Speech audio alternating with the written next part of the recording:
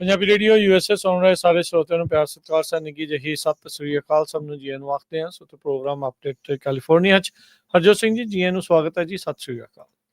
ਸਤਿ ਸ੍ਰੀ ਅਕਾਲ, ਧੰਨਵਾਦ ਜੀ ਆਇਆਂ ਨੂੰ। ਪੰਜਾਬੀ ਰੇਡੀਓ ਯੂਐਸਏ ਦੇ ਜਿੰਨੇ ਵੀ ਸਰੋਤੇ ਸਾਡੇ ਸਾਰੇ ਹੀ AM ਸਟੇਸ਼ਨਸ, FM ਸਟੇਸ਼ਨਸ, ਘਰਾਂ ਦੇ ਵਿੱਚ ਰੇਡੀਓ ਸੈਟਸ ਦੇ ਰਾਹੀਂ, ਟੈਲੀਫੋਨ ਦੇ ਰਾਹੀਂ, ਫੇਸਬੁੱਕ, YouTube ਤੇ ਲਾਈਵ ਦੇਖ ਰਹੇ ਹੋ, ਸੁਣ ਰਹੇ ਹੋ, ਸਾਰਿਆਂ ਨੂੰ ਜੀ ਆਇਆਂ ਨੂੰ ਤੇ ਬਹੁਤ ਹੀ ਪਿਆਰ ਤੇ ਸਤਿਕਾਰ ਭਰੀ ਸਤਿ ਸ੍ਰੀ ਅਕਾਲ। ਸਰੋਤਿਓ, ਅੱਜ ਦਸੰਬਰ ਦੀ 3 ਤਰੀਕ ਆ ਤੇ ਦਿਨ ਮੰਗਲਵਾਰ ਆ ਤੇ ਤੁਹਾਡੇ ਲਈ ਸ਼ਾਮ ਦਾ ਅਪਡੇਟ ਕੈਲੀਫੋਰਨੀਆ ਪ੍ਰੋਗਰਾਮ ਲੈ ਕੇ ਹਾਜ਼ਰ ਹੋਏ ਆ। ਪ੍ਰੋਗਰਾਮ ਨੂੰ ਸਪਾਂਸਰ ਕਰਦੇ ਨੇ ਖਾਲਸਾ ਇੰਸ਼ੋਰੈਂਸ ਏਜੰਸੀ, ਜਿਨ੍ਹਾਂ ਦੇ ਕੋਲੋਂ ਹਰ ਇੱਕ ਤਰੀਕੇ ਦੇ ਇੰਸ਼ੋਰੈਂਸ ਕਰਵਾ ਸਕਦੇ ਹੋ। ਇੰਸ਼ੋਰੈਂਸ ਬਾਰੇ ਪਤਾ ਕਰਨ ਲਈ ਕਾਲ 408-272-2500 ਦੇ ਉੱਤੇ। ਟਿਰਕੀਆਨਾ ਇਮੀਗ੍ਰੇਸ਼ਨ ਲਾ ਫਰਮ, US ਇਮੀਗ੍ਰੇਸ਼ਨ ਦਾ ਹੋਵੇ ਕਿਸੇ ਵੀ ਤਰੀਕੇ ਦਾ ਕੰਮ, ਕਾਲ ਅਟਾਰਨੀ ਜੇ ਟਿਰਕੀਆਨਾ 415-909-0503। ਗੁਰਬਚਨ ਸਿੰਘ ਨਾਗਰਾ ਸੈਕਰਾਮੈਂਟੋ, ਸਰਬਜੀਤ ਸਿੰਘ ਕੁਲਵਿੰਦਰ ਕੌਰ ਧੂਤ ਯੂਨੀਵਰਸਿਟੀ, ਗੁਰਦੇਵ ਸਿੰਘ ਸੋਹਲ ਐਂਟੀਲੋਪ, ਕਮਲਜੀਤ ਸਿੰਘ ਦੌਲਤਪੁਰੀਆ ਮੰਟੀਕਾ, ਬੀਸਲਾ ਪਰਿਵਾਰ ਫਰੈਸਨੋ, ਗੁਰਸਾਹਿਬ ਸਿੰਘ ਬੇਕਰਸਫੀਲਡ। ਸਾਰਿਆਂ ਦਾ ਧੰਨਵਾਦ। ਜੇ ਤੁਸੀਂ ਵੀ ਇਸ ਪ੍ਰੋਗਰਾਮ ਨੂੰ ਸਪਾਂਸਰ ਕਰਨਾ ਚਾਹੁੰਦੇ ਹੋ, ਸੰਪਰਕ ਕਰ ਸਕਦੇ ਹੋ 408-722-7698 ਦੇ ਉੱਤੇ। ਅੱਜ ਦੀਆਂ ਖਬਰਾਂ ਵੱਲ ਚੱਲੀਏ ਤੇ ਜਿਸ ਤਰ੍ਹਾਂ ਆਪਾਂ ਸਵੇਰੇ ਖਬਰ ਤੁਹਾਡੇ ਨਾਲ ਸਾਂਝੀ ਕੀਤੀ ਸੀ ਵੀ ਸਾਊਥ ਕੋਰੀਆ ਦੇ ਪ੍ਰੈਜ਼ੀਡੈਂਟ ਨੇ ਮਾਰਸ਼ਲ ਲਾ ਲਾ ਦਿੱਤਾ ਹੈ ਤੇ ਇੰਨਾ ਜ਼ਿਆਦਾ ਬੈਕਲੈਸ਼ ਹੋਇਆ, ਹਜ਼ਾਰਾਂ ਦੀ ਗਿਣਤੀ ਦੇ ਵਿੱਚ ਉੱਥੇ ਦੀ ਜਿਹੜੀ ਅਸੈਂਬਲੀ ਆ ਉਸ ਨੂੰ ਘੇਰ ਲਿਆ ਲੋਕਾਂ ਨੇ ਤੇ ਜਿਹੜੇ ਇਲੈਕਟਡ ਮੈਂਬਰ ਸੀ ਉਹਨਾਂ ਨੇ ਵੋਟਿੰਗ ਪਾਤੀ ਵੀ ਇਹ ਇਲੀਗਲ ਹੈਗਾ। ਸੋ ਇੰਨਾ ਜ਼ਿਆਦਾ ਪ੍ਰੈਸ਼ਰ ਸਾਊਥ ਕੋਰੀਆ ਦੇ ਪ੍ਰੈਜ਼ੀਡੈਂਟ ਜੂਨ ਸਕ ਯੋਲ ਦੇ ਉੱਤੇ ਹੋਇਆ, ਉਸ ਨੇ ਜਿਹੜਾ ਆ ਰਿਜ਼ਾਈਨ ਦੇ ਦਿੱਤਾ ਹੈਗਾ। ਜਿਹੜੇ ਪ੍ਰੋਟੈਸਟਰ ਸੀ ਉਹ ਕਹਿੰਦੇ ਵੀ ਜੇ ਰਿਜ਼ਾਈਨ ਨਹੀਂ ਦਿੰਦਾ ਤਾਂ ਇਸ ਨੂੰ ਇੰਪੀਚ ਕੀਤਾ ਜਾਊਗਾ, ਜੇਲ੍ਹ ਦੇ ਵਿੱਚ ਸੁੱਟਿਆ ਜਾਊਗਾ। ਸੋ ਕੱਲਾ ਪ੍ਰੈਜ਼ੀਡੈਂਟ ਨੇ ਨਹੀਂ ਰਿਜ਼ਾਈਨ ਕੀਤਾ, ਉਹਦੇ ਨਾਲ ਦੇ ਜਿਹੜੇ ਕਈ ਐਡਵਾਈਜ਼ਰ ਜਿਹੜੇ ਉਹਦੇ ਸਾਥੀ ਸੀਗੇ ਉਹਨਾਂ ਨੇ ਵੀ ਜਿਹੜਾ ਆ ਅਸਤੀਫਾ ਦੇ ਦਿੱਤਾ ਹੈਗਾ। 100 ਤੋਂ ਵੱਧ ਲੋਕ ਉਹਨਾਂ ਨੇ ਅਰੈਸਟ, ਜੂਨ ਜ਼ਿਓਲ, ਟਰੈਸ਼ ਜੂਨ ਜ਼ਿਓਲ, ਇਦਾਂ ਦੇ ਜਿਹੜੇ ਸਾਈਨ ਆ ਉਹ ਫੜੇ ਹੋਏ ਸੀਗੇ। ਉਹਦਾ ਜਿਹੜਾ ਚੀਫ ਆਫ ਸਟਾਫ ਆ, ਸੀਨੀਅਰ ਸੈਕਟਰੀਜ਼, ਸਾਰਿਆਂ ਨੇ ਜਿਹੜਾ ਰਿਜ਼ਾਈਨ ਆ ਉਹ ਦੇ ਦਿੱਤਾ ਹੈਗਾ। ਈਵਨ ਦੋ ਨਾਰਥ ਕੋਰੀਆ ਦੇ ਮਾਮਲੇ ਦੇ ਵਿੱਚ ਯੂਨ ਦਾ ਸਟੈਂਡ ਬਹੁਤ ਸਖਤ ਰਿਹਾ, ਪਰ ਆਪਣੇ ਘਰ ਦੇ ਵਿੱਚ ਜਿਹੜਾ ਆ ਉਹ ਮੈਨੇਜ ਨਹੀਂ ਕਰ ਸਕਿਆ।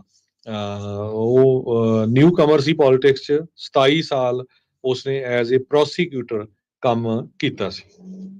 ਜੀ ਬਿਲਕੁਲ। ਅਗਲੀ ਗੱਲ ਕਰੀਏ, ਪ੍ਰੈਜ਼ੀਡੈਂਟ ਬਾਈਡਨ ਹੁਣਾਂ ਦੇ ਆਪਣੇ ਮੁੰਡੇ ਨੇ ਦਿੱਤੀ ਗਈ ਮਾਫੀ ਨੂੰ ਲੈ ਕੇ ਇਹ ਡੈਮੋਕ੍ਰੇਟਾਂ ਦੇ ਲਈ ਇੱਕ ਵੱਡੀ ਸਿਰਦਰਦੀ ਹੁਣ ਬਣਦੀ ਜਿਹੜੀ ਉਹ ਜਾ ਰਹੀ ਆ। ਪ੍ਰੋਮੀਨੈਂਟ ਜਿਹੜੇ ਡੈਮੋਕ੍ਰੇਟਸ ਦੇ ਵਿੱਚੋਂ ਕੈਲੀਫੋਰਨੀਆ ਦੇ ਗਵਰਨਰ ਗੈਵਿਨ ਨਿਊਸਮ ਤੇ ਨਿਊਯਾਰਕ ਦੇ ਸਾਬਕਾ ਗਵਰਨਰ ਕਿਊਮੋ, ਉਹਨਾਂ ਦੋਨਾਂ ਨੇ ਹੀ ਪ੍ਰੈਜ਼ੀਡੈਂਟ ਬਾਈਡਨ ਦੀ ਨਿਖੇਧੀ ਜਿਹੜੀ ਇਸ ਚੀਜ਼ ਦੇ ਵਿੱਚ ਕੀਤੀ ਹੈਗੀ। ਨਿਊਸਮ ਨੇ ਕਿਹਾ ਵੀ ਉਹ ਬੜੇ ਡਿਸਅਪੁਆਇੰਟਡ ਨੇ ਬਾਈਡਨ ਹੁਣਾਂ ਦੇ ਉਸ ਡਿਸੀਜਨ ਤੋਂ, ਜਿਸ ਦੇ ਵਿੱਚ ਉਹਨਾਂ ਨੇ ਆਪਣੇ ਮੁੰਡੇ ਨੂੰ ਹੀ ਮਾਫੀ ਦੇ ਦਿੱਤੀ ਆ।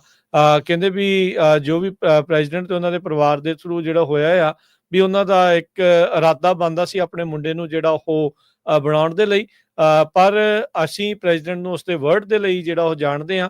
ਸੋ ਕਹਿੰਦੇ ਵੀ ਬਾਈ ਡੈਫੀਨੇਸ਼ਨ ਮੈਂ ਡਿਸਅਪੁਆਇੰਟਡ ਹਾਂ ਤੇ ਇਸ ਡਿਸੀਜਨ ਨੂੰ ਸਪੋਰਟ ਨਹੀਂ ਕਰ ਸਕਦਾ। ਗਵਰਨਰ ਜਿਹੜੇ ਨਿਊਸਮ ਨੇ ਕੈਲੀਫੋਰਨੀਆ ਦੇ, ਉਹ ਆਪਣੇ ਆਪ ਨੂੰ ਸੰਭਾਵੀ ਰੂਪ ਦੇ ਵਿੱਚ ਇੱਕ ਕੈਂਡੀਡੇਟ ਦੇ ਤੌਰ ਦੇ ਉੱਤੇ 2028 ਦੀਆਂ ਇਲੈਕਸ਼ਨ 'ਚ, ਪ੍ਰੈਜ਼ੀਡੈਂਸ਼ੀਅਲ ਇਲੈਕਸ਼ਨ 'ਚ ਉਹ ਦੇਖ ਰਹੇ ਆ। ਡੈਮੋਕ੍ਰੇਟ ਪਾਰਟੀ ਜਾਂ ਪ੍ਰੈਜ਼ੀਡੈਂਟ ਬਾਈਡਨ ਦੇ ਇਸ ਫੈਸਲੇ ਤੋਂ ਆਪਣੇ ਆਪ ਨੂੰ ਅਲੱਗ ਥਲੱਗ ਕਰਨ ਦੇ ਨਾਲ ਉਹ ਇਹ ਜ਼ਰੂਰ ਭਾਵਨਾ ਜਿਹੜੀ ਜਤਾਉਣਾ ਚਾਹੁੰਦੇ ਹੋਣਗੇ ਵੀ ਇਸ ਚੀਜ਼ ਦੇ ਵਿੱਚ ਉਹ ਬਾਈਡਨ ਹੁਣਾਂ ਦੇ ਸਾਥ ਨਹੀਂ ਦੇ ਰਹੇ ਹੈਗੇ। ਉੱਧਰ ਜਿਹੜੇ ਸਾਬਕਾ ਗਵਰਨਰ ਕਿਊਮੋ, ਉਹਨਾਂ ਨੇ ਅਟੈਕ ਕੀਤਾ ਬਾਈਡਨ ਹੁਣਾਂ ਨੂੰ ਤੇ ਡੈਮੋਕ੍ਰੇਟ ਪਾਰਟੀ ਨੂੰ ਵੀ, ਕਹਿੰਦੇ ਵੀ ਤੁਸੀਂ ਅਮਰੀਕਨਸ ਨੂੰ ਟੋਟਲੀ ਫੇਲ ਕਰ ਰਹੇ ਆ। ਕਹਿੰਦੇ ਵੀ ਇਹ ਬੜਾ ਦੁਖਦਾਈ ਕੰਮ ਹੋਇਆ ਤੇ ਬੜਾ ਇੱਕ ਹਿਪੋਕ੍ਰਿਟੀਕਲ ਆ ਆਪਣੇ ਆਪ ਦੇ ਵਿੱਚ ਜਿਹੜਾ ਉਹ ਆਪਾ ਵਿਰੋਧੀ ਜਿਹੜੀ ਗੱਲ ਹੋਈ ਆ ਤੇ ਲੋਕ ਇਸ ਟਾਈਮ ਫੈਡ ਅਪ ਹੋ ਚੁੱਕੇ ਆ ਤੁਹਾਡੀਆਂ ਸਾਰੀਆਂ ਪਾਲਿਸੀਜ਼ ਨੂੰ ਲੈ ਕੇ। ਹੰਟਰ ਬਾਈਡਨ ਨੂੰ ਜਿਹੜੀ ਮਾਫੀ ਆ ਉਹ ਕਹਿੰਦੇ ਵੀ ਜਨਵਰੀ 2014 ਤੋਂ ਦਸੰਬਰ 2024 ਦੇ ਦਰਮਿਆਨ ਕਿਸੇ ਵੀ ਤਰੀਕੇ ਦੇ ਜੇ ਕੋਈ ਕ੍ਰਾਈਮ ਕੀਤਾ ਹੋਊਗਾ ਉਸ ਦੇ ਲਈ ਪ੍ਰੈਜ਼ੀਡੈਂਟ ਬਾਈਡਨ ਨੇ ਉਹਨਾਂ ਨੂੰ ਦੇ ਦਿੱਤੀ ਹੈਗੀ ਆ। ਸੋ ਕਹਿੰਦੇ ਵੀ ਜਿਹੜੇ ਕਿਊਮੋ ਆ ਉਹਨਾਂ ਨੇ ਇੱਕ ਰੇਡੀਓ ਦੇ ਉੱਤੇ ਗੱਲਬਾਤ ਕਰਦੇ ਹੋਏ ਕਿਹਾ, ਕਹਿੰਦੇ ਵੀ ਮੈਨੂੰ ਇਸ ਟਾਈਮ ਇਹ ਗੱਲ ਦੁਖੀ ਜਿਹੜੀ ਉਹ ਕਰ ਰਹੀ ਆ ਵੀ ਉਹ ਜਿਹੜੇ ਆ ਉਹਨਾਂ ਨੇ ਲਾਈ ਵੀ ਕੀਤਾ, ਲਾਈ ਨਹੀਂ ਕੀਤਾ, ਕਹਿੰਦੇ ਉਹਨਾਂ ਨੇ ਆਪਣਾ ਮਾਈਂਡ ਜਿਹੜਾ ਉਹ ਚੇਂਜ ਕਰ ਲਿਆ। ਇਹ ਇੱਕ ਬੜੀ ਸੈਡ ਗੱਲ ਆ, ਹਿਪੋਕ੍ਰਿਟੀਕਲ ਗੱਲ ਆ ਤੇ ਇਹਨਾਂ ਨੂੰ ਜੇ ਕਰਨਾ ਸੀ ਤਾਂ ਉਹ ਪਹਿਲੋਂ ਹੀ ਦੱਸ ਦੇਣਾ ਕਿਤੇ ਨਾ ਕਿਤੇ ਚਾਹੀਦਾ ਸੀਗਾ।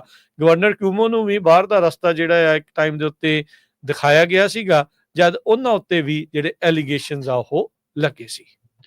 FBI ਨੇ ਕੈਲੀਫੋਰਨੀਆ ਦੇ ਓਨਟਾਰੀਓ ਸ਼ਹਿਰ ਦੇ ਵਿੱਚ ਇੱਕ ਚਾਈਨੀਜ਼ ਨੈਸ਼ਨਲ ਨੂੰ ਅਰੈਸਟ ਕੀਤਾ ਹੈ, ਜੋ ਕਿ ਨਾਰਥ ਕੋਰੀਆ ਦੇ ਲਈ ਕੰਮ ਕਰ ਰਿਹਾ ਸੀਗਾ। ਕਹਿੰਦੇ ਐਜ਼ ਏ ਸਟੂਡੈਂਟ 2012 ਦੇ ਵਿੱਚ ਆਇਆ ਸੀਗਾ, ਜੋ US ਦੀ ਡਿਪਾਰਟਮੈਂਟ ਜਸਟਿਸ ਹੈਗੀ ਆ, ਉੱਥੇ ਜਿਹੜੀ ਕ੍ਰਿਮੀਨਲ ਕੰਪਲੇਨ ਆ ਉਹ ਫਾਈਲ ਕੀਤੀ ਗਈ ਆ। ਤੇ ਕਹਿੰਦੇ ਭਈ ਇਹ ਕੋਸ਼ਿਸ਼ ਕਰ ਰਿਹਾ ਸੀ ਭਈ ਜੋ ਰੀਸਟ੍ਰਿਕਟਡ ਵੈਪਨਸ ਹੈਗੇ ਆ ਤੇ ਮਿਲਟਰੀ ਗ੍ਰੇਡ ਟੈਕਨੋਲੋਜੀ ਆ, ਉਸ ਨੂੰ ਇੱਥੋਂ ਪ੍ਰਾਪਤ ਕਰਕੇ ਨਾਰਥ ਕੋਰੀਆ ਦੇ ਨਾਲ ਜਿਹੜੀ ਆ ਸ਼ੇਅਰ ਕੀਤੀ ਜਾਵੇ। FBI ਨੇ ਇੰਟਰਵਿਊ ਦੇ ਦੌਰਾਨ ਦੱਸਿਆ ਵੀ North Korea government weapons, ammunition, military related equipment ਉਹ ਇਸ ਦੇ ਰਾਹੀਂ ਜੋ ਲੈਣ ਦੀ ਕੋਸ਼ਿਸ਼ ਕਰ ਰਹੇ ਸੀਗੇ। ਨਾਰਥ ਕੋਰੀਆ ਨੇ $2 ਮਿਲੀਅਨ ਦੇ ਕਰੀਬ ਇਸ ਵੈਨ ਨਾਮ ਦਾ ਜਿਹੜਾ ਚਾਈਨੀਜ਼ ਮੂਲ ਦਾ ਬੰਦਾ ਆ ਇਸ ਨੂੰ ਦਿੱਤਾ। 2012 ਜਦੋਂ ਆ ਗਿਆ, ਉਹ ਤੋਂ ਬਾਅਦ ਇਹ ਪੱਕਾ ਇੱਥੇ ਰਹਿ ਗਿਆ। ਪ੍ਰੋਸੀਕਿਊਟਰਸ ਨੇ ਇਹ ਵੀ ਅਲੈਜ ਕੀਤਾ ਹੈ ਵੀ ਵੈਨ ਦੀ ਇੱਕ ਐਕਸਪੋਰਟ ਕੰਪਨੀ ਟੈਕਸਸ ਦੇ ਵਿੱਚ ਹੈਗੀ ਆ, ਜਿੱਥੇ ਫਾਇਰ ਆਰਮਸ ਤੇ ਐਮੂਨੀਸ਼ਨ ਜੋ ਆ ਉਹ ਲਾਸ ਐਂਜਲਸ ਏਰੀਆ ਨੂੰ ਟਰਾਂਸਪੋਰਟ ਕੀਤੇ ਜਾਂਦੇ ਸੀ। ਉਸ ਤੋਂ ਬਾਅਦ ਕਾਰਗੋ ਕੰਟੇਨਰਸ ਦੇ ਵਿੱਚ ਫੇਕ ਇਨਵੈਂਟਰੀ ਸ਼ੋਅ ਕਰਕੇ 2023 ਤੱਕ ਇਹ ਨਾਰਥ ਕੋਰੀਆ ਨੂੰ ਭੇਜਦਾ ਰਿਹਾ। ਜਦੋਂ ਉਹਦੇ ਘਰ ਦੇ ਵਾਰੰਟ ਜਾਰੀ ਕੀਤੇ ਤੇ ਅਥਾਰਟੀ ਨੇ 50,000 ਤੋਂ ਵੱਧ ਐਮੂਨੀਸ਼ਨ ਰਾਉਂਡਸ ਇਹਦੇ ਕੋਲੋਂ ਪ੍ਰਾਪਤ ਕੀਤੇ। ਸੋਫਿਸਟੀਕੇਟਡ ਕੈਮੀਕਲ ਡਿਟੈਕਸ਼ਨ ਇਕਵਿਪਮੈਂਟ ਤੇ tool use for detecting listening devices. ਤੇ ਵੈਨ ਨੇ ਜੋ ਆ ਉਹ ਮੰਨ ਵੀ ਲਿਆ ਵੀ ਹਾਂ ਮੈਂ ਨਾਰਥ ਕੋਰੀਆ ਨੂੰ ਇਹ ਸਾਰਾ ਸਮਾਨ ਭੇਜਣਾ ਸੀਗਾ। ਸੋ ਵੈਨ ਤੇ ਬਹੁਤ ਸਾਰੇ ਜਿਹੜੇ ਨਾਰਥ ਕੋਰੀਆ ਦੇ ਹੋਰ ਕੋ ਕਨਸਪੀਰੇਟਰ ਸੀਗੇ, ਜਿਹਦੇ ਵਿੱਚ ਉਹਨਾਂ ਨੇ ਫਾਇਰ ਆਰਮ, ਇਲੈਕਟ੍ਰੋਨਿਕ ਡਿਵਾਈਸਸ, ਇਹ ਸਾਰਾ ਕੁਝ ਜਿਹੜਾ ਉਸ ਕੋਲੋਂ ਪ੍ਰਾਪਤ ਕਰ ਲਿਆ ਜੀ। ਕੁਝ ਦਿਨ ਪਹਿਲਾਂ ਹੀ ਅਜੇ ਇੱਕ ਭਾਰਤੀ ਮੂਲ ਦਾ ਜਿਹੜਾ ਬੰਦਾ ਆ ਉਸ ਨੂੰ ਇਸੇ ਤਰੀਕੇ ਦੇ ਨਾਲ ਜਿਹੜੀਆਂ ਚੀਜ਼ਾਂ ਆ ਉਹ ਰਸ਼ੀਆ ਤੱਕ ਚੋਰੀ ਕਰਕੇ ਪਹੁੰਚਾਉਣ ਦੇ ਮਾਮਲੇ ਵਿੱਚ ਜਿਹੜਾ ਚਾਰਜ ਆ ਉਹ ਕੀਤਾ ਗਿਆ ਸੀ। ਕੈਲੀਫੋਰਨੀਆ ਦੇ ਵਿੱਚ ਅਨਇੰਪਲੋਇਮੈਂਟ ਬੈਨੀਫਿਟ ਦਾ ਸਿਸਟਮ ਟੁੱਟਾ ਪਿਆ ਆ। ਕਹਿੰਦੇ ਵੀ $20 ਬਿਲੀਅਨ ਦੇਣ ਵਾਲਾ ਆ ਕੈਲੀਫੋਰਨੀਆ ਦਾ ਫੈਡਸ ਨੂੰ, ਜਿਹੜੀ ਡੈਟ ਦੀ ਜਿਹੜਾ ਲੋਨ ਡੈਟ ਆ ਉਸ ਦੇ ਮਾਮਲੇ ਦੇ ਵਿੱਚ। ਇੱਕ ਨਵੀਂ ਰਿਪੋਰਟ ਜਿਹੜੀ ਉਹ ਸਾਹਮਣੇ ਆਈ ਆ। ਕੈਲੀਫੋਰਨੀਆ ਦੇ ਹੀ ਟੈਕਸ ਪੇਅਰਸ ਨੂੰ ਇਸ ਕਹਿ ਲਓ ਵੀ ਭਾਰ ਨੂੰ ਆਪਣੇ ਮੋਢਿਆਂ ਦੇ ਉੱਤੇ ਜਿਹੜਾ ਉਹ ਹੁਣ ਚੱਕਣਾ ਪਵੇਗਾ। ਕੋਵਿਡ ਦੇ ਦੌਰਾਨ ਕੋਈ ਇਸ ਦੇ ਵਿੱਚ ਦੋ ਰਾਵਾਂ ਨਹੀਂ ਰਹੀਆਂ ਵੀ ਕਿਸ ਤਰੀਕੇ ਦੇ ਨਾਲ ਸਿਸਟਮ ਦਾ ਮਿਸਯੂਜ਼ ਹੋਇਆ। ਸੋ ਕੈਲੀਫੋਰਨੀਆ ਦੀ ਅਨਇੰਪਲੋਇਮੈਂਟ ਇੰਸ਼ੋਰੈਂਸ ਇੱਕ ਫਾਈਨੈਂਸਿੰਗ ਸਿਸਟਮ ਨੂੰ ਇੱਕ ਵੱਡੇ ਜਿਹੜੇ ਘਾਟੇ ਦੇ ਵੱਲ ਨੂੰ ਜਿਹੜਾ ਉਹ ਧੱਕਿਆ ਜਾ ਚੁੱਕਾ ਆ। ਤੇ ਕਹਿੰਦੇ ਵੀ ਇਸ ਟਾਈਮ ਇਸ ਤੇ ਫੁੱਲ ਰੀਡਿਜ਼ਾਈਨ ਦੀ ਜ਼ਰੂਰਤ ਆ। ਸਿਸਟਮ ਕਹਿੰਦੇ ਵੀ ਆਪਣੇ ਆਪ ਦੇ ਵਿੱਚ ਸੈਲਫ ਸਫੀਸ਼ੀਐਂਟ ਬਣਾਇਆ ਗਿਆ ਸੀਗਾ ਤਾਂ ਜੋ ਜਿਹੜੇ ਐਨੂਅਲ ਬੈਨੀਫਿਟ ਕਾਸਟ ਆ ਉਹ ਪੂਰੇ ਜਿਹੜੇ ਹੋ ਜਾਇਆ ਕਰਨ। ਪਿਛਲੇ ਕਈ ਸਾਲਾਂ ਤੋਂ ਅਗਲੇ ਆਉਣ ਵਾਲੇ 5 ਸਾਲਾਂ ਦੇ ਵਿੱਚ ਇਹ ਪ੍ਰੋਜੈਕਟ ਕੀਤਾ ਜਾ ਰਿਹਾ ਆ ਵੀ $2 ਬਿਲੀਅਨ ਦਾ ਜਿਹੜਾ ਉਹ ਘਾਟਾ ਇਹਨਾਂ ਨੂੰ ਹੋਰ ਹੋਵੇਗਾ ਤੇ ਅਜੇ $20 ਬਿਲੀਅਨ ਇਹਨਾਂ ਦਾ ਫੈਡਰਲ ਲੋਨਸ ਦਾ ਬੈਲੈਂਸ ਆ ਉਹ ਦੇਣ ਵਾਲਾ ਪਿਆ ਆ। ਲੈਜਿਸਲੇਟਿਵ ਐਨਾਲਿਸਟ ਆਫਿਸ ਦੀ ਇਹ ਜਿਹੜੀ ਨਾਨ ਪਾਰਟੀਜ਼ਨ ਰਿਪੋਰਟ ਆ ਉਸ ਦੇ ਵਿੱਚ ਇਹ ਖੁਲਾਸੇ ਹੋਏ ਆ। ਕੈਲੀਫੋਰਨੀਆ ਜੋ ਕਿ ਕੁਝ ਵਰੇ ਪਹਿਲਾਂ ਇੱਕ ਸਰਪਲਸ ਸਟੇਟ ਸੀ, ਉਹ ਇਸ ਟਾਈਮ ਬਜਟ ਘਾਟੇ ਦੇ ਵਿੱਚੋਂ ਦੌਰ ਚੋਂ ਗੁਜ਼ਰ ਰਹੀ ਆ ਤੇ ਨਾਲ ਦੇ ਨਾਲ ਅਨਇੰਪਲੋਇਮੈਂਟ ਇੰਸ਼ੋਰੈਂਸ ਦੇ ਵਿੱਚ ਹੁਣ $20 ਬਿਲੀਅਨ ਸਰਕਾਰ ਨੂੰ, ਕੇਂਦਰ ਨੂੰ ਦੇਣ ਵਾਲਾ ਜਿਹੜਾ ਇਹਨਾਂ ਦਾ ਪਿਆ ਆ ਤੇ ਅਗਲੇ 5 ਸਾਲਾਂ 'ਚ $2 ਬਿਲੀਅਨ ਦਾ ਹੋਰ ਘਾਟਾ ਜਿਹੜਾ ਉਹ ਨਜ਼ਰ ਆ ਰਿਹਾ ਆ। ਇਹ ਇੱਕ ਵੱਡੀ ਜਿਹੜੀ ਸਮੱਸਿਆ ਸਾਹਮਣੇ ਆ। ਫਿਕਸਿੰਗ ਅਨਇੰਪਲੋਇਮੈਂਟ ਇੰਸ਼ੋਰੈਂਸ ਕਰਕੇ ਜਿਹੜੀ LAO ਲੈਜਿਸਲੇਟਿਵ ਐਨਾਲਿਸਟ ਆਫਿਸ ਦੀ ਜਿਹੜੀ ਰਿਪੋਰਟ ਆ ਉਹ ਸਾਹਮਣੇ ਜਿਹੜੀ ਉਹ ਆਈ ਆ। ਸੋ ਇਹਦੇ ਵਿੱਚ ਅਸਲ 'ਚ ਕੀਤਾ ਕੀ ਜਾ ਸਕੂਗਾ ਇਹ ਦੇਖਣ ਵਾਲੀ ਗੱਲ ਆ। ਇੰਡੀਪੈਂਡੈਂਟ ਐਨਾਲਿਸਟ ਮੰਨਦੇ ਨੇ ਵੀ ਜਿਹੜੇ ਐਨੂਅਲ ਸ਼ਾਰਟਫਾਲ ਉਹ ਲਗਾਤਾਰ ਕੈਲੀਫੋਰਨੀਆ ਦੇ ਵਿੱਚ ਫੈਡਰਲ ਲੋਨ ਦੇ ਵੱਧਦੇ ਜਿਹੜੇ ਉਹ ਜਾਣਗੇ, ਜਿਸ ਵਿੱਚ ਟੈਕਸ ਪੇਅਰਸ ਨੂੰ $1 ਬਿਲੀਅਨ ਸਿਰਫ ਵਿਆਜ ਦੇ ਵਿੱਚ, ਇੰਟਰਸਟ ਵਿੱਚ ਹਰ ਸਾਲ ਦੇਣਾ ਪਿਆ ਕਰੂਗਾ। UI unemployment insurance trust fund employer payments ਦੇ ਨਾਲ ਜਿਹੜਾ ਇਹ ਫੰਡ ਹੁੰਦਾ ਸੀ ਤੇ ਕਹਿੰਦੇ 1984 ਤੋਂ ਬਾਅਦ ਅਜੇ ਤੱਕ ਇਸ ਨੂੰ ਅਪਡੇਟ ਨਹੀਂ ਕੀਤਾ ਗਿਆ ਹੈਗਾ। ਜਿਸ ਤਰੀਕੇ ਦੇ ਨਾਲ ਇਨਫਲੇਸ਼ਨ ਵਧੀ ਆ, ਵੇਜ ਰਿਪਲੇਸਮੈਂਟ ਜਿਹੜੀ ਹੋਈ ਆ, ਉਹ ਸਾਰੇ ਮਾਮਲੇ ਦੇ ਵਿੱਚ ਜਿਹੜਾ ਕਰੰਟ ਇੰਪਲੋਇਰ ਟੈਕਸ ਸਟਰਕਚਰ ਆ ਹੈਗਾ ਆ, ਉਹ ਡਿਸਕਰੇਜ ਕਰਦਾ ਆ ਐਲੀਜੀਬਲ ਅਨਇੰਪਲੋਇਡ ਵਰਕਰਸ ਨੂੰ ਬੈਨੀਫਿਟ ਜਿਹੜਾ ਉਹ ਕਲੇਮ ਕਰਨ ਦੇ ਲਈ, ਜਦ ਕਿ ਸਟੇਟ ਦੇ ਜਿਹੜੇ ਲੋ ਟੈਕਸੇਬਲ ਵੇਜ ਬੇਸ ਆ, ਉਹ ਲੋਅਰ ਵੇਜ ਵਰਕਰਸ ਨੂੰ ਹਾਇਰ ਕਰਨ ਦੇ ਵਿੱਚ ਵੀ ਕਿਤੇ ਨਾ ਕਿਤੇ ਅੜਚਨ ਜਿਹੜੀ ਉਹ ਪਾ ਰਹੇ ਹੈਗੇ ਆ। ਸੋ ਹੁਣ ਦੇਖਦੇ ਆ ਇਸ ਐਡੇ ਵੱਡੇ ਫੈਡਰਲ ਲੋਨ ਨੂੰ ਦੇਣ ਦੇ ਲਈ ਜਾਂ ਇਸ ਦੇ ਨਾਲ ਡੀਲ ਕਰਨ ਦੇ ਲਈ ਕੈਲੀਫੋਰਨੀਆ ਕੀ ਕਦਮ ਚੱਕੇਗਾ। ਕੈਲੀਫੋਰਨੀਆ ਦੀ ਅਗਲੀ ਖਬਰ ਵੱਲ ਚੱਲੀਏ ਤਾਂ ਜਿਹੜੇ ਵੈਲਸ ਫਾਰਗੋ ਬੈਂਕ ਆ, ਇਹਨਾਂ ਦਾ ਹੈੱਡਕੁਆਟਰ ਸੈਨ ਫਰਾਂਸਿਸਕੋ ਦੇ ਵਿੱਚ ਸੀ। ਸੈਨ ਫਰਾਂਸਿਸਕੋ ਸ਼ਹਿਰ ਦਾ ਆਪਾਂ ਦੇਖਿਆ ਵੀ ਪਿਛਲੇ 15-20 ਸਾਲ 'ਚ ਇੰਨਾ ਜ਼ਿਆਦਾ ਭੱਠਾ ਬੈਠਾ। ਬਹੁਤ ਸਾਰੇ ਲੋਕ ਤਾਂ ਇਹ ਕਹਿੰਦੇ ਆ ਵੀ ਜਿਹੜੀ ਲੈਫਟ ਲਿਸਟ ਰਨ ਜਿਹੜੀ ਗਵਰਨਮੈਂਟ ਸੀ, ਇਹਨਾਂ ਨੇ ਇਸ ਸ਼ਹਿਰ ਦਾ ਭੱਠਾ ਬਿਠਾ ਦਿੱਤਾ ਤੇ ਧੜਾ ਧੜ ਜਿਹੜੇ ਲੋਕ ਆ ਉਹ ਇੱਥੋਂ ਮੂਵ ਹੋਣੇ ਸ਼ੁਰੂ ਹੋ ਗਏ। ਡਾਊਨਟਾਊਨ ਸੈਨ ਫਰਾਂਸਿਸਕੋ ਵਿੱਚ ਅੱਜ ਦੀ ਡੇਟ 'ਚ 70-80% ਜਿਹੜੇ ਰੀਟੇਲ ਬਿਜ਼ਨਸ ਜਿਹੜੇ ਗਰਾਊਂਡ ਫਲੋਰ ਤੇ ਆ, ਉਹ ਖਾਲੀ ਆ। ਵੈਲਸ ਫਾਰਗੋ ਨੇ ਇਹ ਕਿਹਾ ਵੀ ਉਹ ਸੈਨ ਫਰਾਂਸਿਸਕੋ ਦਾ ਜਿਹੜਾ ਉਹਨਾਂ ਦਾ ਮੇਨ ਹੈੱਡਕੁਆਟਰ ਬਿਲਡਿੰਗ ਆ, ਉਹ ਉੱਥੋਂ ਉਸ ਨੂੰ ਸੈੱਲ ਕਰਨ ਜਾ ਰਹੇ ਹੈਗੇ ਆ। ਈਵਨ ਦੋ ਕਹਿੰਦੇ ਵੀ ਠੀਕ ਆ, ਅਸੀਂ ਸੈਨ ਫਰਾਂਸਿਸਕੋ ਦੇ ਵਿੱਚ ਆਪਣਾ ਆਫਿਸ ਰੱਖਾਂਗੇ। ਜਿਹੜੇ ਲੈਂਡਰਸ ਹੈਗੇ ਆ, ਉਹਨਾਂ ਨੇ ਆਲਰੇਡੀ ਇਨਫੋਰਮਲ ਕਨਵਰਸੇਸ਼ਨ ਸ਼ੁਰੂ ਕਰ ਦਿੱਤੀ ਆ ਬਾਇਰਸ ਦੇ ਨਾਲ। ਵੈਲਸ ਫਾਰਗੋ ਨੇ ਰੀਅਲ ਸਟੇਟ ਇਨਵੈਸਟਮੈਂਟ ਬੈਂਕ ਐਸਟਾਡਿਲ ਦੇ ਨਾਲ ਆਲਰੇਡੀ ਜਿਹੜੀ ਗੱਲਬਾਤ ਆ ਉਹ ਕਰ ਲਈ ਹੈਗੀ ਆ। ਸੋ ਸਰੋਤਿਆਂ ਨੂੰ ਦੱਸਦੀ ਜਾਈਏ ਵੀ ਵੈਲਸ ਫਾਰਗੋ ਸੈਨ ਫਰਾਂਸਿਸਕੋ 'ਚ 1852 ਤੋਂ ਜਿਹੜੀ ਬਿਜ਼ਨਸ ਕਰ ਰਹੀ ਹੈਗੀ ਆ ਤੇ ਕਹਿੰਦੇ ਵੀ ਇਹ ਜਿਹੜਾ ਸ਼ਹਿਰ ਆ remains important to the bank. ਪਰ ਜੋ ਕੁਝ ਉੱਥੇ ਵਾਪਰਿਆ, ਵੈਲਿਊਜ਼, ਕਮਰਸ਼ੀਅਲ ਬਿਲਡਿੰਗਸ ਦੀ ਸਾਰਾ ਕੁਝ ਡਾਊਨ ਜਾ ਰਿਹਾ। ਲੋਕ ਉੱਥੇ ਜਾ ਕੇ ਰਾਜੀ ਨਹੀਂ, ਜਿਹੜੇ ਇੰਪਲਾਈਜ਼ ਹੈਗੇ ਆ ਡਰਦੇ ਆ। ਸੋ ਉਹਦੇ ਕਰਕੇ ਜਿਹੜੇ ਬਹੁਤ ਸਾਰੀਆਂ ਕੰਪਨੀਆਂ ਆ, ਉਹ ਆਪਣੇ ਆਫਿਸਿਸ ਹੋਰ ਸਟੇਟਾਂ ਦੇ ਵਿੱਚ, ਹੋਰ ਸ਼ਹਿਰਾਂ 'ਚ ਮੂਵ ਕਰ ਰਹੇ ਹੈਗੇ ਆ। ਜੀ, ਅਗਲੀ ਜਿਹੜੀ ਖਬਰ ਦੇ ਉੱਤੇ ਨਜ਼ਰ ਹਰਜੋਤ ਸਿੰਘ ਜੀ ਮਾਰਦੇ ਜਾਈਏ, ਟਰੰਪ ਹੁਣਾਂ ਦੇ ਦੁਆਰਾ DEA ਨੂੰ ਲੀਡ ਕਰਨ ਦੇ ਲਈ ਫਲੋਰੀਡਾ ਦਾ ਸ਼ੈਰਿਫ ਚੈਡ ਕੋਰਨਸਟਰ ਨੂੰ ਲਿਆਂਦਾ ਗਿਆ ਸੀ, ਨਾਮਜ਼ਦ ਕੀਤਾ ਗਿਆ ਸੀ, ਪਰ ਉਹਨਾਂ ਨੇ 3 ਦਿਨਾਂ ਦੇ ਵਿੱਚ ਹੀ ਆਪਣੇ ਨਾਮ ਨੂੰ ਵਾਪਸ ਲੈ ਲਿਆ ਆ। ਇਹ ਡਿਪਾਰਟਮੈਂਟ ਆਫ ਜਸਟਿਸ ਦੇ ਅੰਡਰ ਇਹ ਮਹਿਕਮਾ ਆਉਂਦਾ ਆ, ਪਰ ਇਸ ਦੇ ਲਈ ਵੀ ਸੈਨੇਟ ਦੀ ਅਪਰੂਵਲ ਦੀ ਜ਼ਰੂਰਤ ਹੁੰਦੀ ਆ। ਹਿਲਸਬੋਰੋ ਕਾਉਂਟੀ ਦੇ ਜਿਹੜੇ ਸ਼ੈਰਿਫ ਆ, ਉਹਨਾਂ ਨੇ ਕਿਹਾ ਵੀ ਮੈਂ ਆਪਣੇ ਇਲਾਕੇ ਦੇ ਵਿੱਚ, ਆਪਣੀ ਕਮਿਊਨਿਟੀ ਦੇ ਵਿੱਚ ਬਹੁਤ ਸਾਰੇ ਪ੍ਰੋਜੈਕਟ ਜਿਹੜੇ ਉਹ ਸ਼ੁਰੂ ਕੀਤੇ ਆ। ਮੇਰੀ ਕਮਿਊਨਿਟੀ ਨੂੰ ਉੱਥੇ ਜ਼ਰੂਰਤ ਹੈਗੀ ਆ, ਇਸ ਲਈ ਮੈਂ ਜਿਹੜਾ ਇਸ ਨਾਮਜ਼ਦਗੀ ਨੂੰ ਪ੍ਰਵਾਨ ਨਹੀਂ ਕਰ ਰਿਹਾ। ਉਹ ਕਹਿੰਦਾ ਵੀ ਮੈਂ ਧੰਨਵਾਦ ਕਰਦਾ ਪ੍ਰੈਜ਼ੀਡੈਂਟ ਇਲੈਕਟ ਡੋਨਲਡ ਟਰੰਪ ਦਾ, ਜਿਨ੍ਹਾਂ ਨੇ ਮੈਨੂੰ ਡਰੱਗ ਐਨਫੋਰਸਮੈਂਟ ਐਡਮਿਨਿਸਟ੍ਰੇਸ਼ਨ ਦੇ ਐਡਮਿਨਿਸਟ੍ਰੇਟਰ ਦੇ ਤੌਰ ਦੇ ਉੱਤੇ ਜਿਹੜਾ ਉਹ ਨਾਮਜ਼ਦ ਕੀਤਾ ਸੀਗਾ, ਪਰ ਮੇਰੀਆਂ ਇੱਥੇ ਰਿਸਪੌਂਸਿਬਿਲਿਟੀਜ਼ ਪਈਆਂ ਨੇ ਤੇ ਮੈਂ ਰਿਸਪੈਕਟਫੁਲੀ ਵਿਦਡਰਾ ਕਰਦਾ ਆ ਇਸ ਕੰਸੀਡਰੇਸ਼ਨ ਦੇ ਵਿੱਚੋਂ। ਇਸ ਤੋਂ ਪਹਿਲਾਂ ਫਲੋਰੀਡਾ ਦੇ ਹੀ ਜਿਹੜੇ ਮੈਟ ਗੇਟਸ ਆ, ਜਿਨ੍ਹਾਂ ਨੂੰ ਅਟਾਰਨੀ ਜਨਰਲ ਦੇ ਲਈ ਨਾਮਜ਼ਦ ਕੀਤਾ ਸੀ ਟਰੰਪ ਹੁਣਾਂ ਨੇ, ਉਹਨਾਂ ਨੇ ਵੀ ਆਪਣਾ ਜਿਹੜਾ ਉਹ ਨਾਮ ਵਾਪਸ ਜਿਹੜਾ ਉਹ ਲੈ ਲਿਆ ਹੈਗਾ ਆ। ਸੋ ਜਿਹੜੇ ਕੋਰਿੰਸਟਰ ਆ, ਉਹਨਾਂ ਨੂੰ ਉਸ ਟਾਈਮ ਦੇ ਉੱਤੇ ਗਵਰਨਰ ਰਿਕ ਸਕਾਟ, ਜੋ ਕਿ ਹੁਣ US ਸੈਨੇਟ ਦੇ ਵਿੱਚ ਜਿੱਤ ਕੇ ਪਹੁੰਚੇ ਆ, 2017 ਦੇ ਵਿੱਚ ਉਹਨਾਂ ਨੇ ਨਿਯੁਕਤ ਕੀਤਾ ਸੀ ਐਜ਼ ਸ਼ੈਰਿਫ, ਤੇ ਹਿਲਸਬੋਰੋ ਕਾਉਂਟੀ ਦੇ ਵਿੱਚ ਸ਼ੈਰਿਫ ਆਫਿਸ 'ਚ ਉਹ ਪਿਛਲੇ 28 ਸਾਲਾਂ ਤੋਂ ਕੰਮ ਕਰਦੇ ਆ ਰਹੇ ਹੈਗੇ ਆ। ਸੋ ਇਹ ਹੁਣ ਦੇਖੋ ਵੀ ਇਸ ਤਰੀਕੇ ਦੇ ਨਾਲ ਅੱਗੇ ਕੀ ਬਣਦਾ ਆ। DEA ਦੇ ਲਈ ਕਿਸੇ ਹੋਰ ਦਾ ਨਾਮ ਜਿਹੜਾ ਆ ਪ੍ਰੈਜ਼ੀਡੈਂਟ ਇਲੈਕਟ ਟਰੰਪ ਨੂੰ ਲੱਭਣਾ ਪਵੇਗਾ। ਅਗਲੀ ਖਬਰ ਵੱਲ ਚੱਲੀਏ। ਬੇ ਏਰੀਏ ਦੀ ਇੱਕ ਬਾਇਓਟੈਕਨੋਲੋਜੀ ਕੰਪਨੀ ਕ੍ਰੋਨੋਸ, ਉਹ ਆਪਣੀ ਵਰਕਫੋਰਸ ਦਾ 83% ਲੇ ਆਫ ਕਰਨ ਜਾ ਰਹੀ ਆ। ਇਹ ਕੰਪਨੀ ਦੇ CEO ਨੇ ਦੱਸਿਆ ਹੈਗਾ। ਮਾਰਚ 11 ਨੂੰ ਇਸ ਕੰਪਨੀ ਦੇ 62 ਤੋਂ ਜ਼ਿਆਦਾ ਫੁੱਲ ਟਾਈਮ ਸਟਾਫਰ ਸੀਗੇ, ਉਹਦੇ ਵਿੱਚੋਂ 83% ਲੋਕਾਂ ਨੂੰ ਲੇ ਆਫ ਕੀਤਾ ਜਾ ਰਿਹਾ ਹੈ। ਬਾਇਓਟੈਕ ਦੇ ਪ੍ਰੈਜ਼ੀਡੈਂਟ ਤੇ CEO ਨੋਰਵਰਟ ਬਿਸ਼ੋਪਸ ਗਰਜੋ ਆ PhD, ਉਹ ਸਟੈਪ ਡਾਊਨ ਕਰਨ ਜਾ ਰਹੇ ਹੈਗੇ ਆ ਤੇ ਹਾਲਾਂਕਿ ਉਹ ਬੋਰਡ ਦੇ ਉੱਤੇ ਰਹਿਣਗੇ।